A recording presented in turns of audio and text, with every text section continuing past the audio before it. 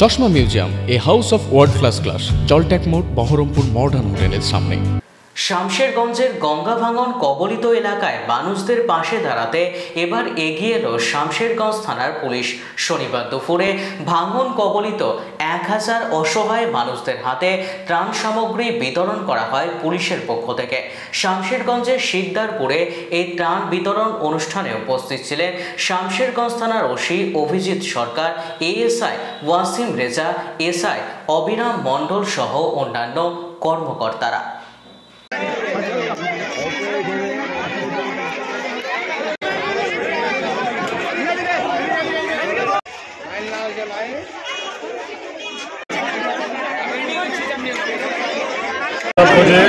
গতকালকে আমরা দেখেছি, আমিও কালকে ছিলাম, কিছু বাড়ি একটু ঘুরে গেছে বলে সেই পরিবার এবং যারা আশেপাশে অসহায় যায় পরিবারগুলো আছে সেগুলো আমাদের শামশেরগঞ্জ থানার বড় অভিজিতের অধীনে আজকে তার খাদ্য বিতরণ করলাম। এখানে স্যার আমাকে ডেকেছিলেন, আমি এসেছি এবং ওসি সাহেবের প্রতিনিধি দলেরা আছেন, অসীমবাবু আছেন এবং আমাদের 8 নম্বর ওয়ার্ডের কাউন্সিলর পুতুল ভাই আছেন, গাজীর আছেন, বজলুদা, সকলে মিলে তাদের এদের পাশে থাকা একটু সহযোগিতা করলাম এদেরকে, যাতে আগামী দিনে যদি এরকম ধরনের আরও কিছু ঘটনা ঘটে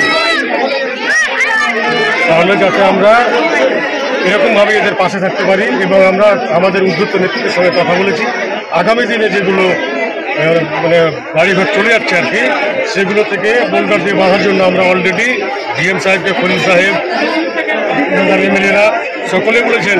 এবং আগামী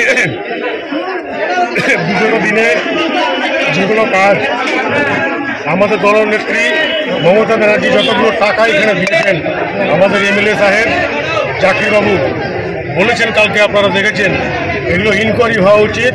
কেননা দিদি অনেক টাকা এখানে দিয়েছেন, টাকা তছনছ কন্ট্রাক্টর করলো কি আধিকারিক করলো, সেগুলো ইনকোয়ারি টিম অতি শীঘ্রই বসবে যে টাকাগুলো কোথায় গেল। বললাম বলার কিছু নেই যে ভাই, ভয়ঙ্কর পরিস্থিতি।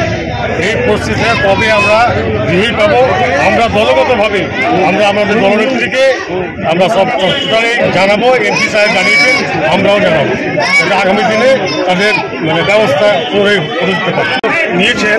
তার জন্য ওকে আমাদের শামশেরগঞ্জবাসীর পক্ষ থেকে আমি এবং আমার টোটাল টিমের পক্ষ থেকে ওনাকে ধন্যবাদ জানাই।